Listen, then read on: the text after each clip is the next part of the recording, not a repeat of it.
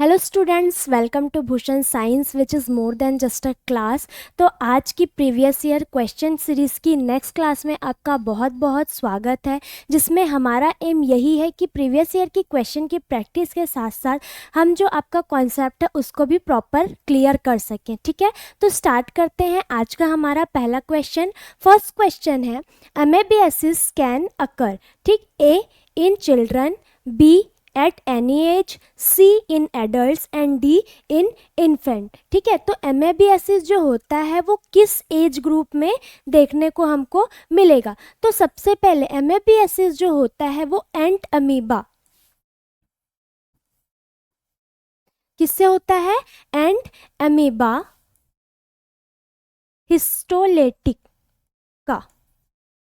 किससे? एंट amoeba histolytica लाइटिका नाम के एक प्रोटोजोआ से, क्या प्रोटोजोआ पैरासाइट जो होता है उससे जो होता है वो एमेबियासिस कॉज होता है। ये जो इन्फेक्शन जो होता है वो कंटामिनेटेड फूड हो गया या फिर पानी से, जिसको हम लोग और क्या बोलते हैं, जिसको हम लोग बोलते हैं फीको ओरल रूट। ठीक है, जो किससे फैलता है? फीको ओरल रूट के थ्रू भी क्या होता है? स्प्रेड होता है। अब हम देखेंगे कि किस एज ग्रुप में ये स्प्रेड होगा। ठीक है, यही हमारा क्वेश्चन है कि किस एज ग्रुप में जो है ये स्प्रेड होगा। तो चिल्ड्रन में होगा। ज़्यादा रिस्क जो होता है वो रहता है चिल्ड्रंस में। क्यों? क्योंकि बच्चे जो होते हैं वो अपनी साफ सफाई क्या नहीं कर पाते हैं? मेंटेन नहीं कर पाते हैं, हाइजीन मेंटेन नहीं कर पाते हैं। नेक्स्ट जो होता है, नेक्स्ट ऑप्शन है at any age, C option है इन एडल्ट्स। ठीक है, तो जो इन्फेक्शन जो होता है वो खासकर अनहाइजीनिक एरिया, अगर कोई एडल्ट भी है और वो प्रॉपर हाइजीन मेंटेन नहीं कर रहा है तो उसमें भी ये देखने को मिल सकता है। ठीक है, नेक्स्ट है इन्फेंट। इन्फेंट जो होता है, इन्फेंट बच्चों में रेयरली होता है बट पॉसिबल है। किससे?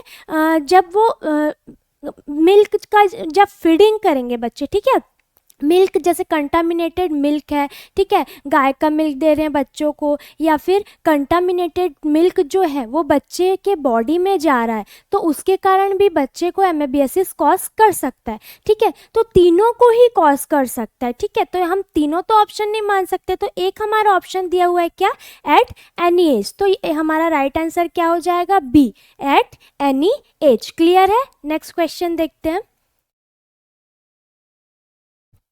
The ability of a substance of attract and hold water molecules from the surrounding environment and remain in the same state is known as। ठीक है, ऑप्शन देखते हैं। सबसे पहले ए होता है डेलिक्विजेंट, बी होता है हाइग्रोस्कोपिक, सी होता है एफ्रेवेसेंट एंड डी होता है इयोटैक्टिक मिक्सचर। ठीक है, तो इनमें से क्या होगा इसका राइट आंसर? तो सबसे पहले हम लोग देख लेते हैं कि क्या होता है ना, कि कुछ सब्सटेंस ऐसे होते हैं, जैसे कि सब्सटेंस बोले तो ग्लिसरीन हो गया।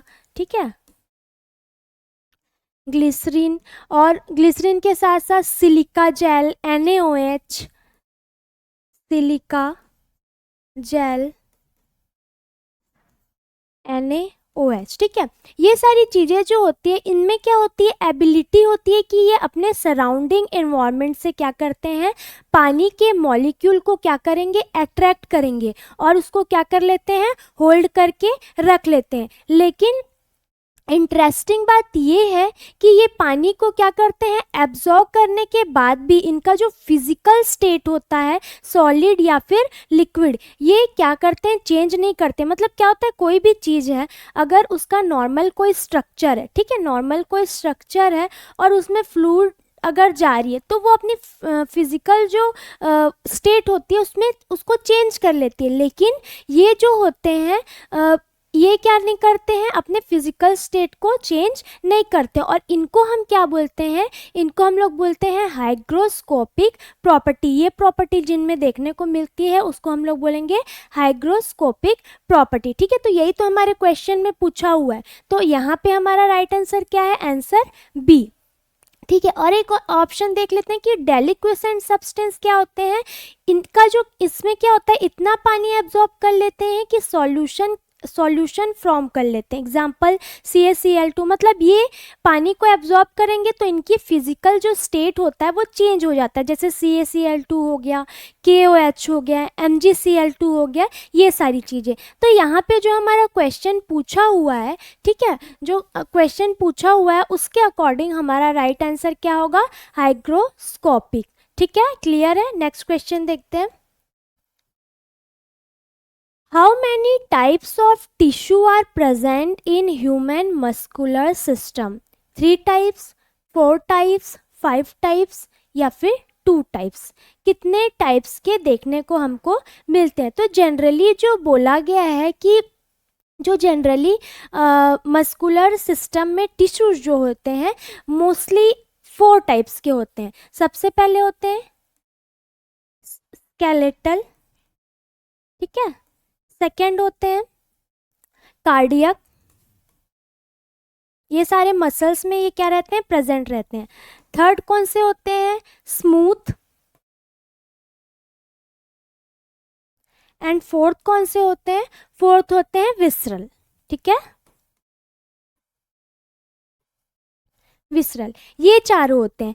अब जो स्केलेटल जो होते हैं, ठीक है, ये वॉलेंट्री होते हैं। कार्डियक जो होते हैं इनवॉलेंट्री होते हैं। स्मूथ मसल जो होते हैं ये भी इनवॉलेंट्री होते हैं। विसरल जो होते हैं ये बेसिकली जो स्मूथ मसल का ही क्या होता है, ये एक कैटेगरी होता है। ठीक है, तो बेसिकली अगर नंबर्स में देखें तो यहाँ पे हमारा राइट आंसर क्या होगा, आंसर 4। अब इसमें और क्या क्या होते हैं, ये कहाँ कहाँ प्रेजेंट रहते हैं? तो सबसे पहले स्केलेटल मसल अगर देखें तो ये वॉलेंट्री होते हैं और ये अपनी मर्जी से क्या होते हैं, चलते हैं, ठीक, अटैच करते हैं ये बोन को, स्ट्रेट होते हैं, इनका फंक्शन क्या, मूवमेंट, पोस्चर, लोकोमोशन, ये सब होगा। नेक्स्ट कार्डियक मसल जो होते हैं वो इनवॉलेंट्री होते हैं, जैसे कि हमको पता है उसको हम कंट्रोल नहीं कर सकते।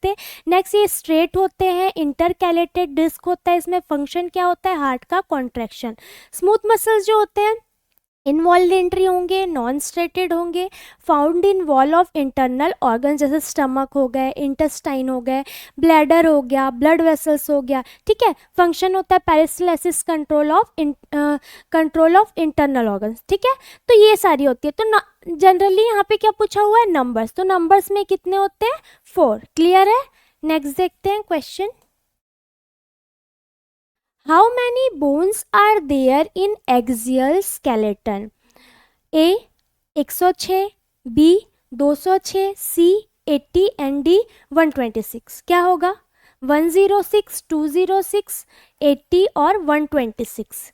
इसमें से एक्सियल स्केलेटन पूछा है ना, क्वेश्चन को आप ध्यान से पूछेंगे, ऑल पूरा टोटल बोन के बारे में नहीं पूछ रहा है, यहाँ पे हमसे पूछ रहा है एक्सियल स्केलेटन के बारे में। ठीक है, तो ह्यूमन स्केलेटन जो होता है पार्ट, वो 2 पार्ट में डिवाइड होता है। कितने पार्ट में, 2 पार्ट्स में, 2 पार्ट्स।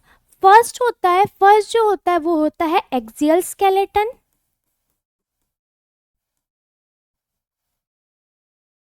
ठीक है, और सेकेंड जो होता है वो अपेंडिकुलर होता है।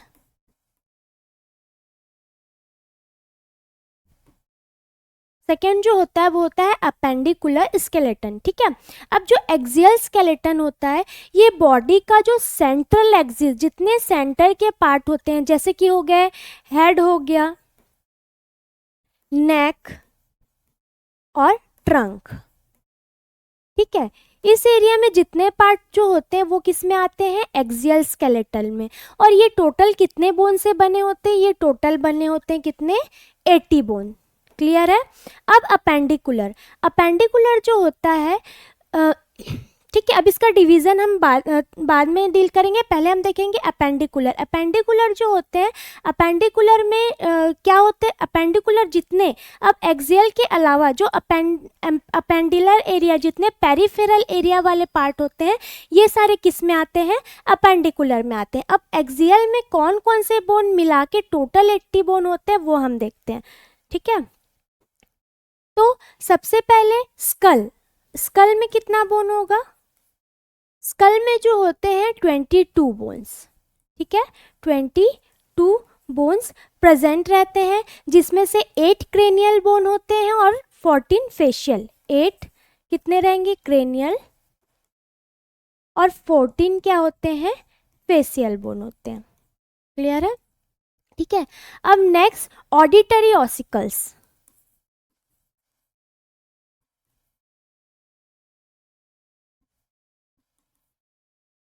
ऑडिटरी ऑसिकल्स, इसमें क्या होते हैं, टोटल 6 बोन होते हैं। 6 बोन होते हैं, 3 इन ईच ईयर। ठीक है, 3 in each year.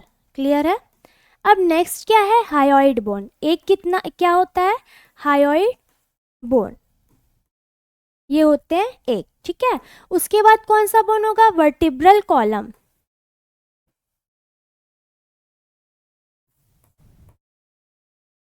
Vertebral column.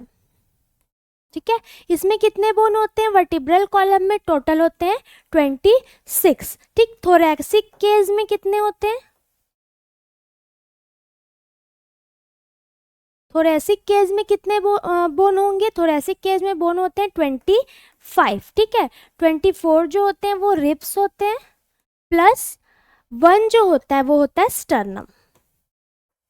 Sternum. Clear है? अब आप ये सभी को जब एक साथ जोड़ेंगे, ठीक, 22 प्लस क्या है 6 प्लस 1 प्लस 26 प्लस 25। ठीक है, तो ये टोटल कितने बोन होंगे, 80 बोन्स। तो ये टोटल हो गए हमारे क्या, axial number of axial bones. Total कितने होंगे, टोटल होंगे 80 बोन्स। क्लियर है? ठीक है, तो यहाँ पे हमारा राइट आंसर क्या हो जाएगा, सी, 80 बोन्स। नेक्स्ट क्वेश्चन देखते हैं।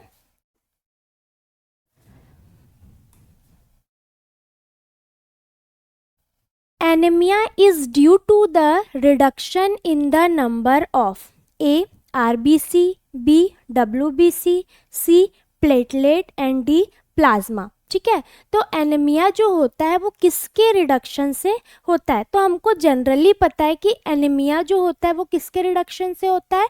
एनीमिया का मतलब है कि ब्लड में क्या होना, हीमोग्लोबिन का लेवल या फिर आरबीसी की नंबर में क्या होने लगती है, कमी होने लगती है, रिडक्शन होने लगता है। ठीक है, जब आरबीसी जो होता है जो ऑक्सीजन कैरी करता है, ठीक, कम हो जाते हैं तो बॉडी या टिश्यू में को ऑक्सीजन क्या नहीं हो पाता है, प्रॉपर नहीं मिल पाता, जिससे बॉडी में क्या अराइज होगा, वीकनेस, फटीग, पैलर स्किन मतलब स्किन जो होगा वो पेल स्किन दिखने लगेगा, जो पेशेंट है उसको डिजीनेस फील होने लगेगा। ठीक है, तो यहाँ पे हमारा राइट आंसर क्या है, इसका राइट आंसर होगा आरबीसी। अब डब्ल्यूबीसी क्या करता है, डब्ल्यूबीसी की कमी क्या इंडिकेट करती है, मतलब बॉडी में क्या प्रेजेंट है, इन्फेक्शन। ये एनीमिया को रिप्रेजेंट नहीं करता।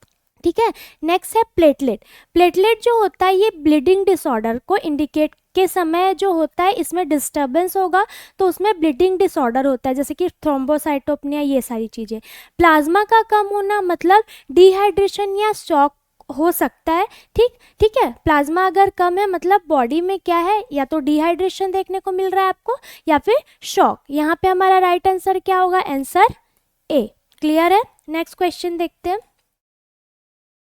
Malaria is caused by which microbe, A protozoa, B fungi, C virus and D bacteria. Malaria जो होता है वो कौन से माइक्रोब से कॉज होता है, ठीक, तो मलेरिया जो होता है एक प्रोटोजोअन पैरासाइट डिजीज है। ठीक है, मतलब यहाँ पे हमारा राइट आंसर क्या होगा, ए। ठीक, होता है जिसका नाम जो होता है इसे हम और क्या बोलते हैं, प्लाज्मोडियम। क्या बोलेंगे, प्लाज्मोडियम। ठीक है, प्लाज्मोडियम। अब कॉमन स्पेसिस होते हैं इसमें, जिसमें फर्स्ट जो होता है वो होता है प्लाज्मोडियम वाइवेक्स, सेकेंड जो होता है प्लाज्मोडियम फैल्सीफेरम,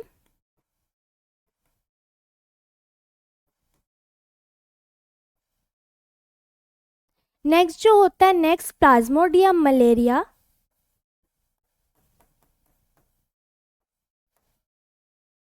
ठीक है, और एक और कौन सा होता है, प्लाज्मोडियम ओवेल। प्लाज्मोडियम ओवल, ये इसके अलग अलग टाइप के क्या होते हैं, स्पेसिस होते हैं। इसमें सबसे जो डेंजरस होता है, जो सेरिब्रल मलेरिया कॉज करता है, वो होता है प्लाज्मोडियम फैल्सीफेरम। ठीक है, तो कभी कभी एग्ज़ाम में ऐसा भी क्वेश्चन आता है कि सबसे डेंजरस मलेरिया का जो स्पेसिस होते हैं उसमें से सबसे डेंजरस फॉर्म कौन सा होता है। ठीक है, तो कौन सा होगा, प्लाज्मोडियम फैल्सीफेरम। क्लियर है, तो यहाँ पे हमारा राइट आंसर क्या होगा, आंसर ए। नेक्स्ट क्वेश्चन देखते हैं। Solubility of substance can be increased by A freezing, B vaporisation, C heating and D cooling. ठीक है, स्टेबिलिटी को हम कैसे क्या कर सकते हैं, stability of substance can be increase कैसे कर सकते हैं किसी भी सॉल्युबिलिटी को। ठीक है, तो इसमें से कौन सा ऑप्शन जो है वो हमारा सही होगा। तो सॉल्युबिलिटी का मतलब है एक सब्सटेंस जो सॉल्यूट होता है वो कितना डिसॉल्व हो सकता है एक सॉल्वेंट में, जैसे कि पानी। ठीक है, तो हीटिंग, सबसे पहले अगर गर्म करेंगे तो सॉल्वेंट के जो मॉलिक्यूल्स होते हैं वो हम हीट करने पे वो फास्ट क्या करने लगते हैं, मूव करते हैं, और सॉल्यूट पार्टिकल जो होते हैं वो ब्रेक करके धीरे धीरे क्या डिसॉल्व होने में हेल्प मिलती है। इसलिए जनरली सॉलिड जो होते हैं, जैसे कि शुगर हो गए, सॉल्ट हो गए, कि सॉल्युबिलिटी जो होती है वो टेम्परेचर बढ़ाने से, बढ़ाना मतलब कि हीट करना। ठीक, हीट करने से वो क्या होने लगते हैं, इंक्रीज होने लगते हैं। ठीक है, अब फ्रीज और कूलिंग, अगर हम लोग किसी इसका फ्रीजिंग करेंगे या फिर कूलिंग करेंगे तो टेम्परेचर क्या होगा, कम होगी, और सॉल्युबिलिटी क्या होगी, उससे घटेगी ना कि बढ़ेगी। वेपोराइजेशन से क्या होगा, सॉल्वेंट जो होगा वो धीरे धीरे खत्म हो जाते हैं। ठीक है, सॉल्युबिलिटी इससे इंक्रीज नहीं होती। तो यहाँ पे सॉल्युबिलिटी इंक्रीज कैसे हो रही है, जब हम किसी चीज़ को क्या कर रहे हैं, हीट कर रहे हैं, तभी क्या हो रही है, सॉल्युबिलिटी जो हो रही है वो इंक्रीज हो रही है। तो यहाँ पे राइट आंसर क्या होगा हमारा, आंसर सी। क्लियर है, नेक्स्ट क्वेश्चन देखते हैं। Chikungunya fever is transmitted by A culicine mosquito, B culex mosquito, C aedes mosquito and D mansonia mosquito. ठीक है, इसमें से कौन से मॉस्किटो से क्या होता है, चिकनगुनिया जो है वो ट्रांसमिट होगा, कौन सा मॉस्किटो जो है रिस्पॉन्सिबल होता है। तो चिकनगुनिया फीवर जो होता है वो क्या है, एक वायरल डिजीज है। ये क्या है, एक वायरल डिजीज। ठीक है, ये एक वायरल डिजीज है जो किससे होता है, एडिस एजिप्टी मॉस्किटो के थ्रू। ठीक है, तो यहाँ पे हमारा राइट आंसर क्या होगा, एडिस मॉस्किटो। क्लियर है, उसके बाइट करने से क्या होता है, ये ट्रांसमिट होता है। ये वही मॉस्किटो है जो डेंगू और जीका वायरस भी क्या करते हैं, स्प्रेड करते हैं। एडिस मॉस्किटो को का स्पेशल फीचर जो होता है, एडिस मॉस्किटो क्या करता है, दिन के टाइम ही क्या करता है, ये बाइट करता है। तो इसे हम लोग जनरली क्या बोलते हैं, डे बाइटर। ठीक है, डे बाइटर मॉस्किटो।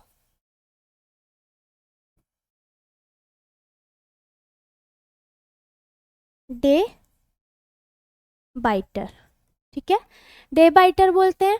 और क्या होता है, बॉडी पर क्या होता है, ब्लैक एंड वाइट स्ट्रिप्स क्या इसके दिखाई देते हैं। ठीक है, ये मॉस्किटो जो होता है, या फिर इसको हम लोग और क्या बोलेंगे, टाइगर मॉस्किटो, क्योंकि इसके जो मॉस्किटो का जो स्ट्रक्चर बॉडी होता है उसके ऊपर छोटे छोटे क्या होते हैं, स्पॉट दिखाई देते हैं टाइगर के जैसे। ठीक है, तो ये कौन सा मॉस्किटो होता है, एडिस मॉस्किटो।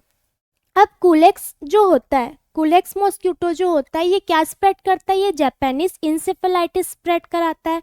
नेक्स्ट है मैंसोनिया, मैंसोनिया क्या करेगा, ये फाइलेरियासिस स्प्रेड करता है। नेक्स्ट जो होता है वो क्यूलिसिन मॉस्किटो, क्यूलिसिन मॉस्किटो जो होता है वो डिफरेंट अर्बो वायरस स्प्रेड कर सकता है। ठीक है, बट चिकनगुनिया स्पेसिफिकली क्या कौन स्प्रेड करता है, एडिस मॉस्किटो स्प्रेड करता है। क्लियर है, ठीक है, तो इसका राइट आंसर क्या था, आंसर सी। नेक्स्ट क्वेश्चन देखते हैं। Blood is a tissue, A fibrous, B connective, C muscle and D elastic. ठीक है, ब्लड जो है इसमें से कौन सा टिश्यू है? तो ब्लड को हम टिश्यू इसलिए बोलते हैं क्योंकि ये क्या होता है, स्पेशलाइज्ड टाइप के कनेक्टिव टिश्यू से मिलके बना होता है। किससे मिलके बना होता है? कनेक्टिव टिश्यू से मिलके बना होता है। ठीक है, इनका फंक्शन क्या होता है और सबसे पहले इसमें क्या क्या आते हैं, इसके अंदर अब क्या क्या आएंगे? इसमें सेल्स जैसे कि आरबीसी, डब्ल्यूबीसी और प्लेटलेट।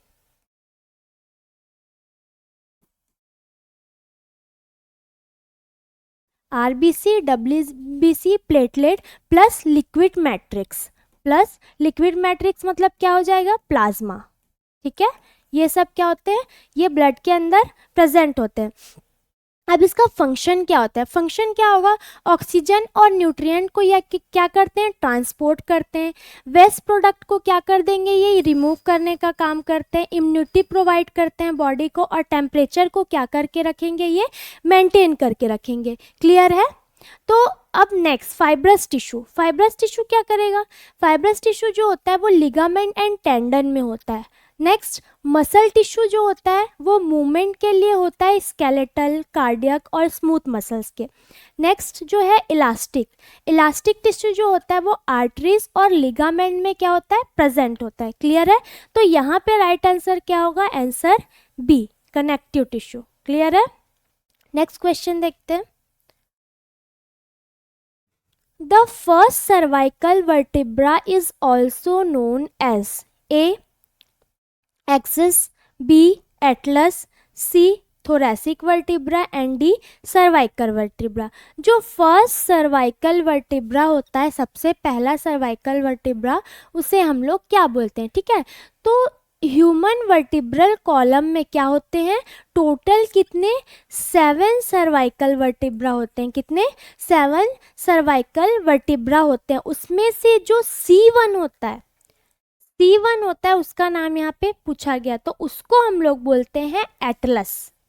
ठीक है, C1 जो होता है इसी को हम लोग क्या बोलते हैं? एटलस। ये हेड मतलब स्कल का जो सबसे पहला, उसको क्या करता है? ये सपोर्ट करता है। जैसे कि ग्रेट मेथडोलॉजी का जो एटलस है वो क्या किया था? अर्थ को कैरी किया था। इसमें नो बॉडी होती है, ठीक है, सिर्फ रिंग लाइक क्या होता है? स्ट्रक्चर इसमें प्रेजेंट होता है। और ये स्कल के ऑसिपिटल बोन के साथ क्या रहता है? जॉइंट रहता है। और स्कल का जो ऑसिपिटल बोन है उसके साथ ये बनाता है नोडिंग मूवमेंट। ठीक है, नोडिंग मूवमेंट बनाता है। नेक्स्ट तो ये था C1 एटलस के बारे में। नेक्स्ट जो C2 होता है, C2 होता है, इसे बोलते हैं एक्सिस। ठीक है, कभी कभी क्वेश्चन में ये भी बोल सकता है कि एटलस के बाद वाला जो पार्ट है या फिर C2 को हम क्या बोलते हैं? तो उसे हम लोग बोलते हैं एक्सिस। ठीक है, C2 को क्या बोलेंगे? एक्सिस। ठीक है, तो ये क्या होता है? इसमें ओडोंटॉइल प्रोसेस डेंस होता है। ये हेड को क्या करता है? रोटेट करने। ठीक है, रोटेट करने में ये क्या करता है? हेल्प करता है। तो फर्स्ट सर्वाइकल वर्टिब्रा को हम क्या बोलते हैं? एटलस। और वहीं अगर सेकंड पूछ दिया कि सेकंड को क्या बोलेंगे, तो वो क्या होगा? एक्सिस। तो यहाँ पे हमारा राइट आंसर होगा आंसर बी। नेक्स्ट क्वेश्चन देखते हैं। The pH range of blood is A 7.35 to 7.45, B 8.38 to 8.45, C 7 to 8 and D 8 to 9। Blood का नॉर्मल pH कितना होता है? ठीक है, तो ब्लड का नॉर्मल pH क्या होता है? ब्लड जो होता है वो थोड़ा सा किस नेचर का होता है? अल्कलाइन नेचर का। Alkaline nature. ठीक है, एल्कलाइन नेचर का होता है, जिसका न्यूट्रल अगर पूछें, न्यूट्रल पीएच पूछा जाए, न्यूट्रल पीएच जो होता है वो होता है 7। ठीक है, लेकिन अगर पीएच जो होता है वो 7.35 से क्या हो जाए? कम हो जाए। 7.35 से पीएच अगर क्या हो जा रहा है? कम हो जा रहा है, तो इसको हम लोग क्या बोलते हैं? Acidosis condition. इसे हम क्या बोलेंगे? Acidosis condition. ठीक है, और अगर पीएच है वो 7.45 से ज़्यादा है, तो इसे हम लोग क्या बोलेंगे, एल्कलोसिस। क्या बोलेंगे, एल्कलोसिस। ठीक है, तो ये दोनों कंडीशन है। तो यहाँ पे हमारा नॉर्मल पीएच कितना होगा, नॉर्मल पीएच होगा आंसर ए 7.35 टू 7.45। क्लियर है। नेक्स्ट क्वेश्चन देखते हैं। Oral rehydration solution does not contain A sodium chloride, B sodium bicarbonate, C sodium cyanide and D glucose. Oral rehydration solution मतलब generally ये किसको बोल रहा है, ORS। ठीक है, ORS मतलब जब भी हमारे बॉडी में डिहाइड्रेशन होता है, जैसे लूज मोशन हो गया या फिर किसी भी रीज़न से हमारा बॉडी जो डिहाइड्रेट होता है, तो हम डॉक्टर के पास जाते हैं तो डॉक्टर हमको सैचेट देता है ORS का, जिसको हमको पानी में घोल के पीना रहता है। तो उसमें किस किस चीज़ का कंटेंट जो है, लेकिन इनमें से एक ऐसा है जिसका कंटेंट जो होता है ORS में प्रेजेंट नहीं रहता। तो हम ये देखेंगे कि वो कौन से हैं। ओरल रिहाइड्रेशन सॉल्यूशन जो होता है वो एक सिंपल सॉल्यूशन है जो डिहाइड्रेशन, जैसे कि स्पेशली डायरिया को ट्रीट करने के लिए क्या होता है, यूज़ होता है। अब इसमें कंपोजिशन किस किस चीज़ का होता है, कंपोजिशन देख लेते हैं। तो कंपोजिशन सबसे पहले इसमें होता है सोडियम क्लोराइड, सोडियम क्लोराइड। ठीक है, सोडियम क्लोराइड होता है, ये कितना देखने को मिलता है, 2.6 ग्राम, जिसको हम और क्या बोलते हैं, NaCl। ठीक है, नेक्स्ट और क्या रहता है इसमें, इसमें होता है ग्लूकोज। ग्लूकोज, ग्लूकोज को और क्या बोलते हैं हम लोग, एनहाइड्रस।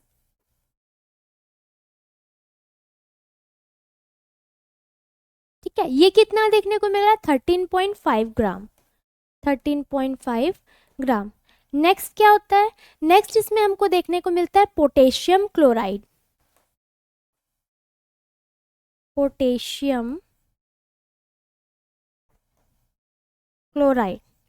ठीक है, पोटेशियम क्लोराइड कितना देखने को मिलता है, 1.5 ग्राम, 1.5 ग्राम। ठीक है, नेक्स्ट जो होता है try sodium citrate, try sodium citrate. ठीक है, ये कितना देखने को मिलेगा, 2.9 ग्राम, 2.9 ग्राम। ठीक है, तो ये सारा जो होता है कंपोजिशन होता है। ठीक है, ट्राइसोडियम सिट्रेट और बाइकार्बोनेट ओल्ड फॉर्मूला। ठीक है, अभी ट्राइसोडियम सिट्रेट अभी डाला जाता है पहले, या फिर सोडियम बाइकार्बोनेट जो था ये क्या था, ओल्ड फॉर्मूला में था। तो ये चारों चीज इसके अंदर रहती हैं एक ORS के सैचेट के अंदर। ठीक है, तो यहाँ पे देखो सोडियम क्लोराइड है सोडियम बाइकार्बोनेट, ये ट्राइसोडियम सिट्रेट क्योंकि ये ओल्ड यूज़ होता था। ठीक है, ग्लूकोज जो है वो भी है। तो कौन सा नहीं है, सोडियम साइनाइड। सोडियम साइनाइड जो होता है ये ORS में प्रेजेंट नहीं होता। क्लियर है। देखते हैं next question. Toxicology is the science that deals with poisons, B drugs, C insects and D organs। Toxicology, ठीक है, कौन साइंस में हम क्या किस चीज़ की स्टडी जो है वो करते हैं। ठीक है, तो टॉक्सिकोलॉजी जो होता है नाम से ही क्लियर है कि ये ब्रांच ऑफ साइंस है जो कि क्या करता है, पॉइजन और उसके इफेक्ट या लिविंग ऑर्गेनिज्म की क्या करेगा, स्टडी करेगा। इसमें मेनली ये चीज़ें इंक्लूड होती है कि पॉइजन के सोर्स क्या है, प्लांट, एनिमल, केमिकल, ड्रग, ये सारी चीज़ें। पॉइजन का मोड ऑफ एक्शन क्या है बॉडी में, सिम्टम ऑफ पॉइजनिंग क्या है, ठीक है, डायग्नोसिस और ट्रीटमेंट क्या है, ये सारी चीज़ें हम लोग टॉक्सिकोलॉजी में क्या करते हैं, स्टडी करते हैं। अब ड्रग्स, ड्रग्स क्या है, फार्मेकोलॉजी में स्टडी होते हैं इसका। ठीक है, इंसेक्ट जो होता है, इंसेक्ट जो होता है वो एंटेमोलॉजी में इसका यूज़ किया जाता है। ऑर्गन्स, ये एनाटॉमी में इसकी स्टडी की जाती है। क्लियर है, तो यहाँ पे हमारा राइट आंसर क्या होगा, answer A, poisons. Next question देखते हैं।